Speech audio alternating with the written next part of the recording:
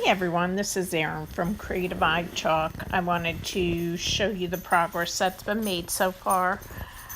I worked on these chairs, did 2 coats, and I was disappointed to see that it was going to need a 3rd coat. I wasn't thrilled with the paint, the can of paint that I showed in the last video. It was on clearance, and I think I know why.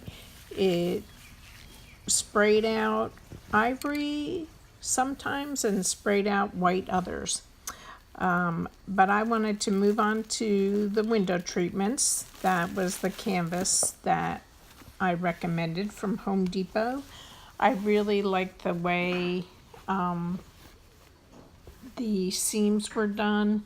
It just looked like they took care in preparing this canvas, and the weave was good. Now I did spend a while taking out the seam. It was a 9-foot wide canvas, or I should say drop cloth, and right down the middle was the seam.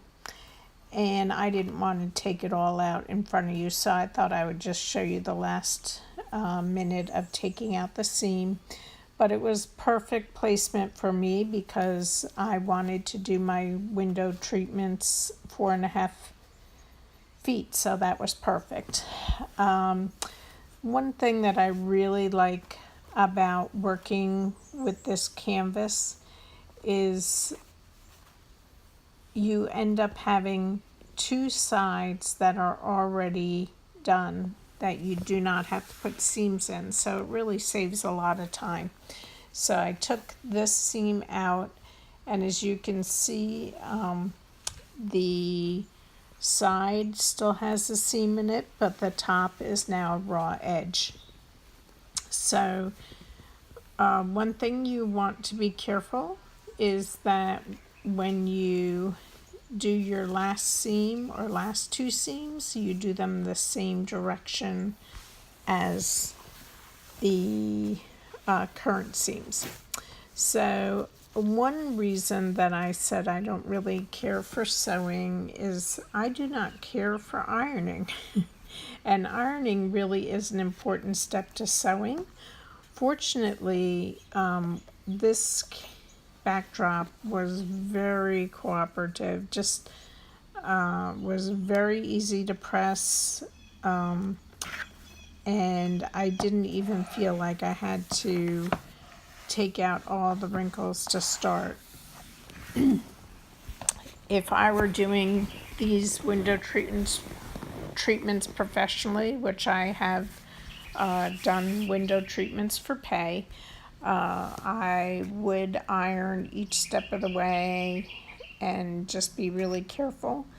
But these are going to have a little bit of a rustic or farmhouse look.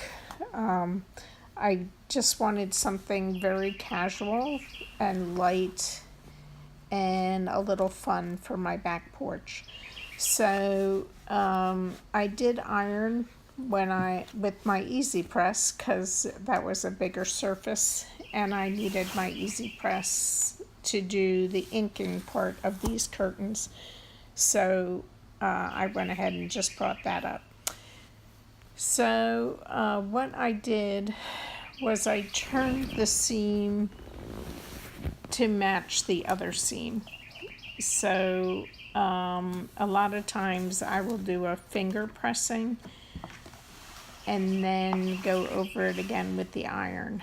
And when you take the time to go over it with the iron, you'll find that it's just much easier to sew.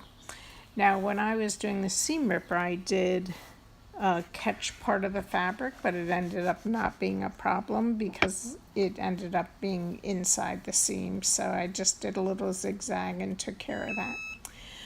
But the only other thing that I feel like you have to be careful with is your corners. You want to make sure you tuck them in so they're not sticking out.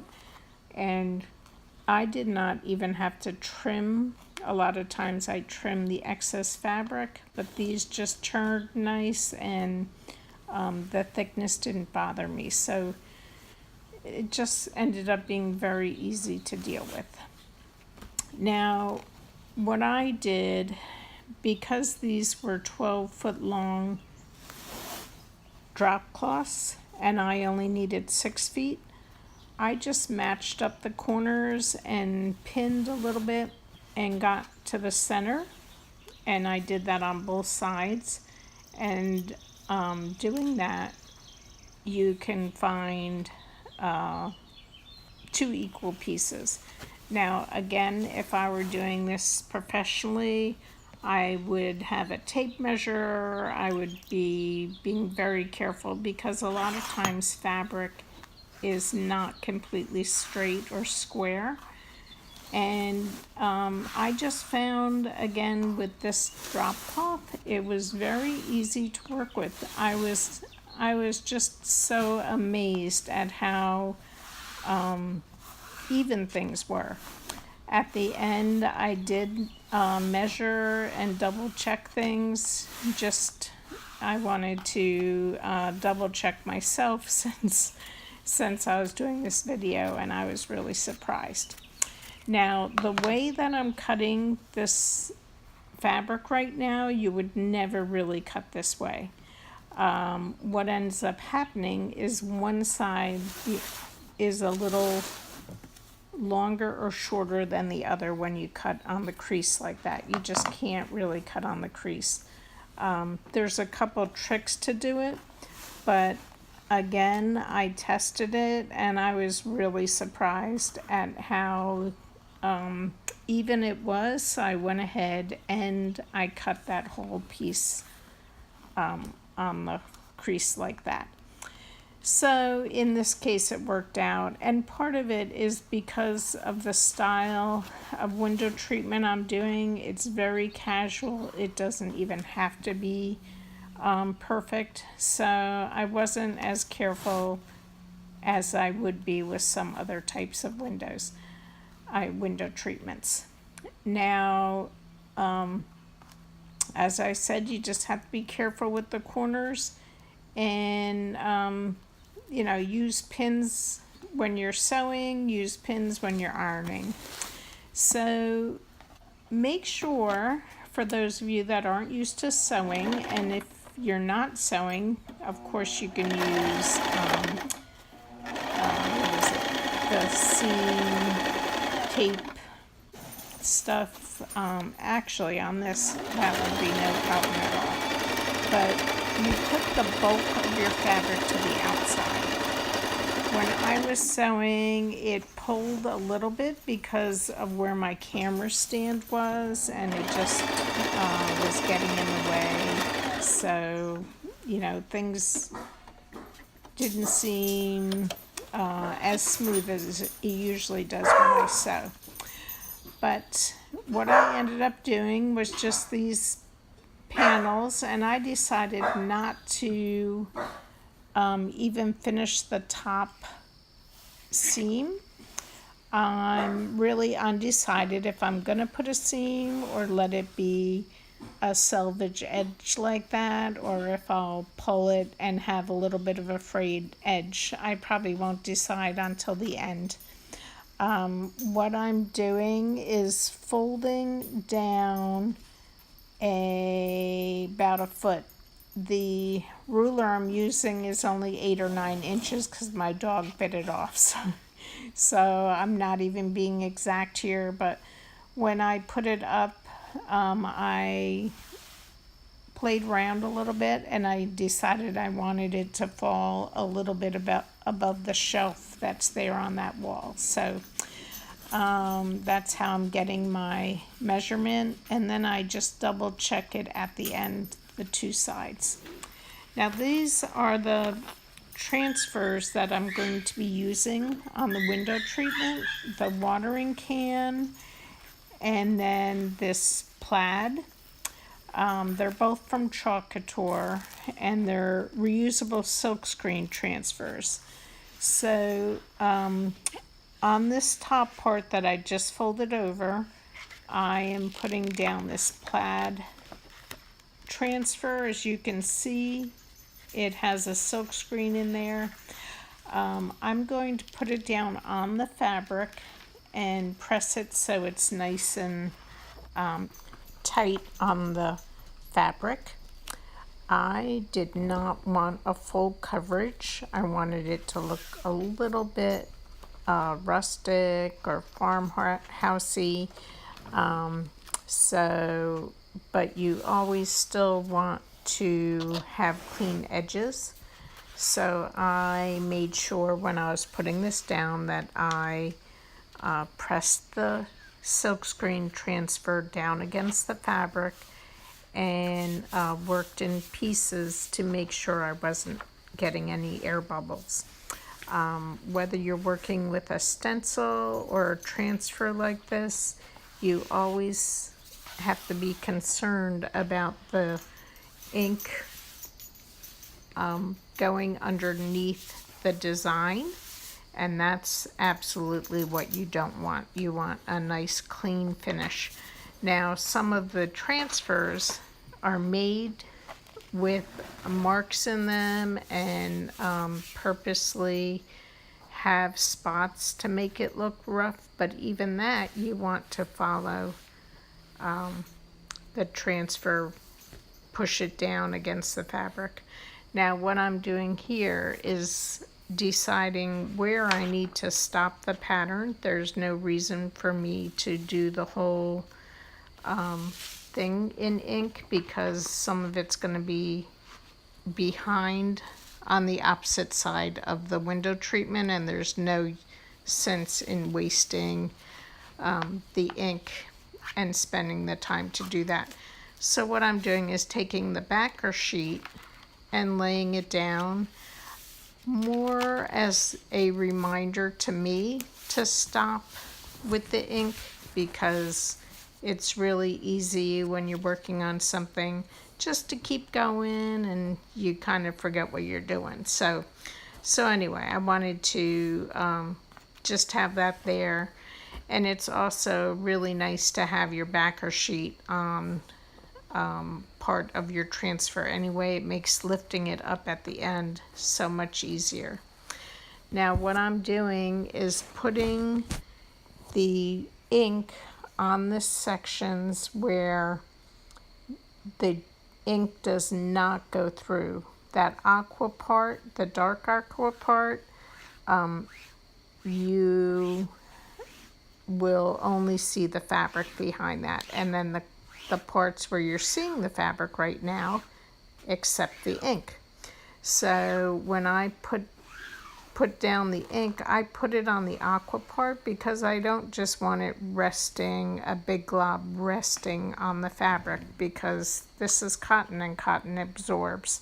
So by putting it on the aqua part, it's like almost like plastic or vinyl that it's just waiting for you to start working with it, and it's not interacting with the fabric at all. So now I'm pulling it. I always try to work one direction when I'm doing ink, and that also helps with the bleeding. It just seems to work so much better. Now, toward the end, I did sometimes work in a different direction if I was trying to get a little bit more coverage or something, but it didn't seem to be any problem. And I'm actually putting things on kind of lightly because of the look that I'm trying to go for. So what I'm doing right now is just using one of our smaller squeegees to get a couple little areas. So what I did, because the ink does not dry right away on the transfer, I could lift it up and lay it down again and just continue that pattern. And the way that this pattern is, I just had to overlap that last row. So, or I guess that would be a column. I would overlap the last column and then continue on with the inking. So this this pattern is just one of my favorites. I think you can just add so much interest to furniture, shirts, signs, and now I'm doing window treatments. You can do 1 or 2 strips of this, so you may see me using this pattern again as an accent on one of the pillars or something. I haven't planned everything out. I have several transfers that I'm planning on using on my back porch and different areas of my house. So a lot of times when I'm creating, I just will start one thing and another thing will come to mind, and then I try that, and it just seems to work. So this, I was just very happy with how quickly this went along. I was able to finish the 3 panels in less than 2 hours, including the inking. So now ink is permanent, so that's why you want to be careful. And so when I'm laying it down, first I lay it down gently, and then I'm pressing it in with this squeegee to get out the air bubbles. So the next step after I put on the ink was I wanted it to take a minute or 2 or 5 or 10 minutes to air dry, or I could have taken a blow dryer and just use the blow dryer on it to allow that to dry a little bit. But what I wanted to do was clean off the stencil first. I shouldn't say stencil, the transfer first. I put it in water and just, I didn't want that ink to dry on there. So I put it in water, and I'm going to put it on this. I've been working on a piece of wood and my cutting board that I use for my rotary cutter and stuff. So right now I'm cleaning off the front of this. You can use a Clorox wipe or paper towel or whatever you want to clean off the front side. And then I just found that the surface was still too wet, so I moved the transfer over to the side and then wipe down my cutting board, so I didn't have to, so I had a drier surface to work on to clean that. So, and that just made it so much easier. So now this is actually the back side, this sticky side, and I'm wiping this down too with a Clorox wipe, because the Clorox wipe actually reactivates the sticky on the transfers.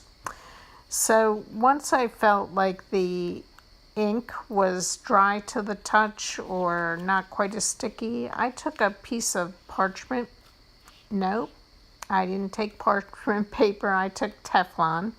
I have Teflon sheets because I do t-shirts and different items. So I have Teflon sheets, but other people use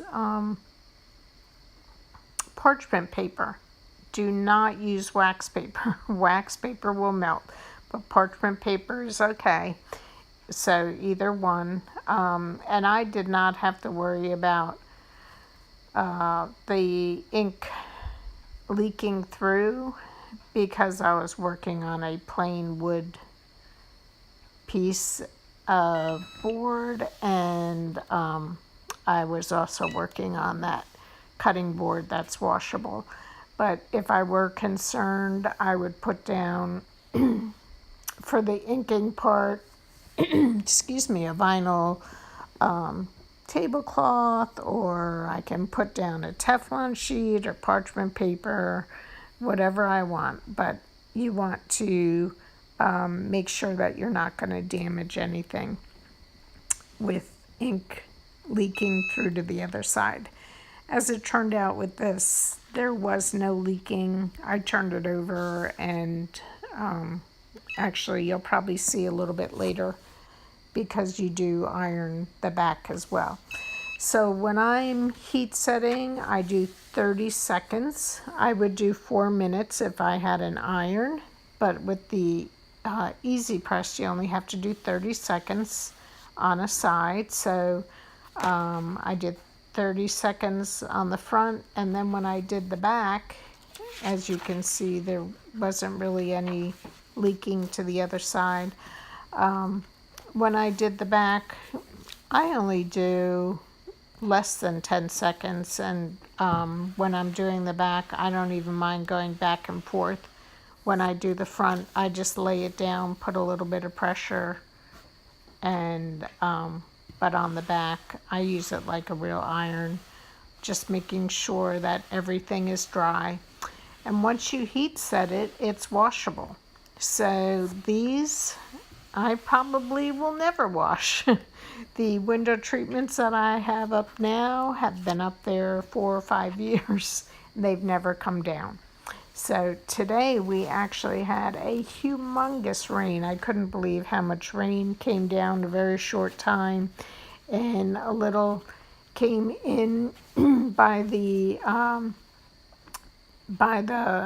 side of the porch where I have these hanging up, and they did fine. There was no problem. So far things are great. I was very happy with the way that they turned out, with the way the fabric took to the ink, and I just love the look of some of it being solid and some of it being not quite as solid. Now what I'm doing now is giving it a firm crease up at the top. So this is what I thought I was going to use, polka dots as my accent. But when I thought about it, I decided polka dots were more springy. And I'm going to be using this water can transfer that I showed you. This is how it looks when you just put on the ink or paste. But I like to do it with a little bit more dimension. So that's what I'm going to try to achieve on these window treatments, is I'm going to do the watering can, but I have to play some games. I'm going to try to have this a little bit in the center and flowers come up from the top. So it'll be interesting over the next couple days when I do the watering can to see if I can achieve the look that I want. Now here's 2 of the 3 panels done.